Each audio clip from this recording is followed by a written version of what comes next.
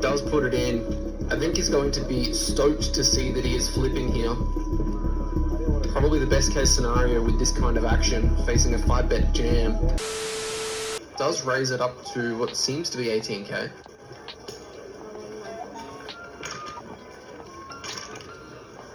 Yeah, Jason, the action on the flop was a C-bet to 12k, and then a snap fold from Queen Jack. So you see the Ace-Ace-3 board coming out. Backdoor flush draw for nil, just king high with Shem. Shem's in the lead at the moment, but he is not in the betting lead. Facing a bet of 10k, just 1/4. Pretty standard size that you'll see on paired boards like this. You're going to see a float from king high here. He'll improves to a pair to go along with the existing pair of aces on the board. Continues for another 10k.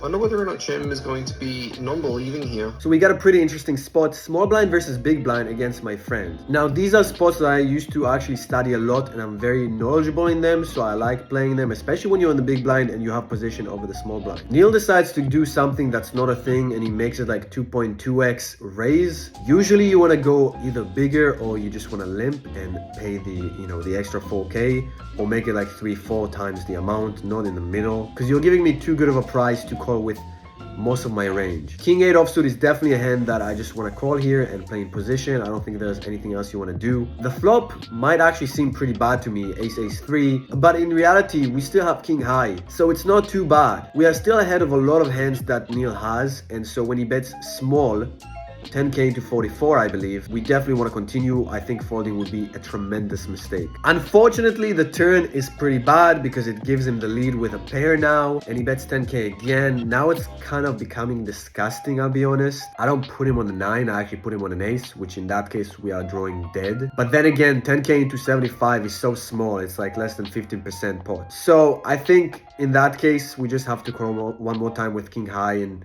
try to win a showdown. Again, it's very gross and I don't love it, but I think folding would still be a mistake because as you can see, he has jack 9, so he was bluffing on the flop. What if he has jack 10 suited, queen jack suited? Would he do the same line? Maybe. And in that case, we are still ahead. So if he has pocket pairs like 4s, 5s, we can still hit an 8 or a king, and we are getting good odds to actually hit our hand. Even if he's not bluffing and he doesn't have an ace, we have good equity to try and hit our hand. So I think I like the call. So let's just decide to call, thinking king high is good. And at the moment, the pair of 9s with those aces on board is ahead. And it's just going to be 10k, 10k, 10k. You got to wonder whether or not this 1/8 size is worth calling. And does make the discipline fold. King high no good. So on the river, the 10 comes, and that's a pretty bad card because if he was bluffing with jack 10 suited, queen 10 suited, etc., he hits a pretty good hand now, and we are behind, and he bets 10k again. At that point, knowing him as a person, I don't think he ever bluffs there for that amount. I do agree with the commentator. It would be just giving chips away, even if it's like one big blind. It really hurts if you watch it back and you're like, oh my god, he just bluffed me for 10k in a pot that's 100k. I think that's a lot of psychologically going on into it, but I think the fold on the river is good. If the river was a break, actually, I'd probably end up calling, but the 10 is definitely not a good card for me, so I let it go, and I have a lot of better hands to call there or raise, etc. Very, very good battle between those two. Great to hear get that result. Super proud of him. Very happy for him. Oh boy, this is the biggest hand of the whole final table, and I am scared to watch it back. There's a lot of emotions in this one. Let's just play the hand and I'll go over it afterwards. And Tony is kind of in no man's land with jack 9 suited, and I think he's going to find out about that after this potential 4-bet. Wonder whether or not that friendship is going to be in the back of Shem's mind here. I understand they probably would have played quite a lot together. He may know what this 3-bet from Neil means. I guess we're about to find out.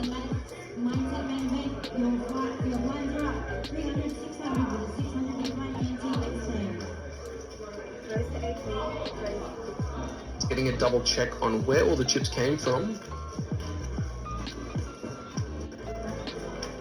Okay, so the action is pretty fucked up at this point. We have an open from the third in chips who has a bit less than me, from under +2, so pretty strong ranges. Neil in the button decides to 3-bet him. Now you hear the commentators say this, we play a lot together, we know the dynamics, and I do know that Neil loves to 3-bet a lot as a bluff, and he's very aggro in that sense, especially when he has the button. And in my head, I'm thinking this is a pretty fucked up spot though. I don't love it, especially with ICM. Without ICM, it's a lot easier. But with ICM, it's a bit trickier, and I wasn't sure how I wanted to proceed. I think the best way to go here is to fold to the original raiser if he goes all in, and then if Neil goes all in for 35 big blinds effective, I just call it off because I'm getting the right pot odds, and he could still bluff at some frequency or have jacks, which we are flipping against, as you can see. The reason why I don't love it is because I feel like I have a big advantage in the final table, especially with my chip stack against everybody else. And so going into this spot, we could be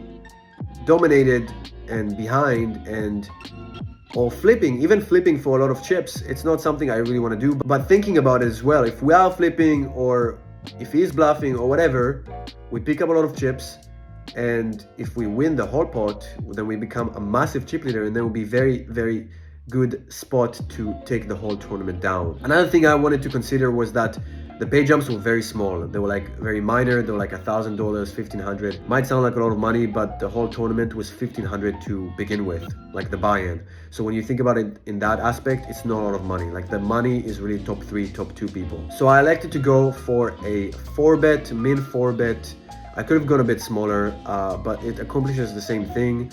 That the original raiser, if he goes all in or shows resistance, I can be very cautious and possibly let go of my hand. And if the button goes all in, I know he's a lot stronger range, but I still probably have to call, even though I don't like it.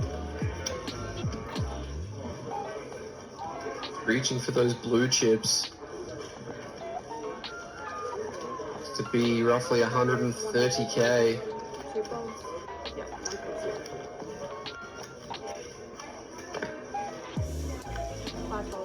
Quite a large chunk of nil stack. So I end up going for 130k. Sizing wise, I think you can go smaller and accomplish the same thing. I just know that Neil is very sticky and he's in position, and I really didn't want him to flat with something stupid. I basically wanted to push him to either go all in or fold. So I went for like 2.8x, which is important because it's still a third of his stack. So theoretically speaking, I could have some bluffs here. Now in reality, do I really have a lot of bluffs here? Probably not. Like maybe ace-5 suited. It's very tough in these spots. You don't really want to bluff very much, but I would find some bluffs. I'm just saying I would choose the same sizing with a bluff, and then if he goes all in, I would find the fold. It's where you got to take into account how many chips Jack has, current short stack, how many chips you've got, what the payouts are, what level we're at. Does decide just to jam.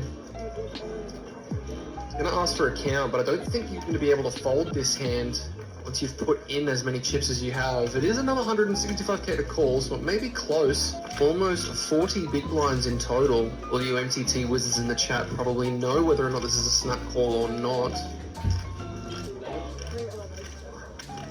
I'm going to think it through for a little bit. He is the current chip leader. So we get the bad news. Neil decides to go all in, which I don't blame him. He's got jacks. And I get the bad news. I'm like, fuck. I did not want to see him go all in. And at the same time, in my head, I'm like, I've already made the decision to full bet and call him. So here, this is more like, I don't want to say Hollywooding. I really did think it through for a while. Like, do I really have to call? Like, I know GTO, theory, whatever, it's a call. Especially, this is the best case scenario. He's got jacks, so we are flipping. But man, this is a very shitty spot to be in, and I wish I was in that spot. I wish I had a very shitty hand and I would just fold it and move on to the next one. But that's not how poker works sometimes, and you just have to do the best with what you got. But as you can see with the pot odds and stuff, I'm just getting the right odds to call, especially when it's jacks, so we have 50%. But even if he had ace-king suited or kings, we get 30% equity, and that's more than good enough, I think. Yeah, so we need to call 135,000 more to win a pot of 595. So in reality, we need 22 or 23% equity. So even he's got kings or ace-king, and we are behind, we're getting the right odds to try and hit. Against jacks, it's 50-50, so it's a snap call. In reality, like if I know he has jacks, I snap. The only really hand that we're doing terrible against is aces, and we block that.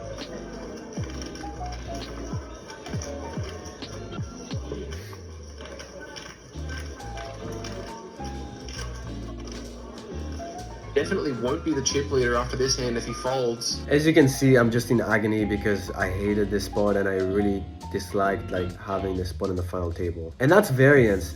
Sometimes it's just a lot of bad luck and you get into a lot of tough spots, a lot of uncomfortable spots, and you know, you wish that wasn't the case, but you can't control the cards and the situations that arise.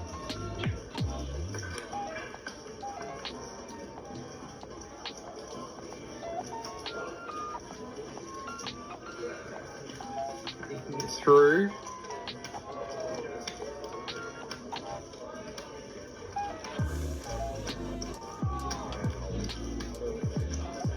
Got to put in a further 20 big blinds to make this call. So you see me talking to myself and kind of going through it, and I think at that point I was just going off the numbers, adding up how much I have to call to how much I need to win, how much percentage I've got, and I realized that against everything besides aces I'm doing fine and I just have to call at this point. Does put it in. I think he's going to be stoked to see that he is flipping here. Probably the best case scenario with this kind of action, facing a 5-bet jam. And these guys are good mates, but this is going to be a pretty brutal run out for either one of them.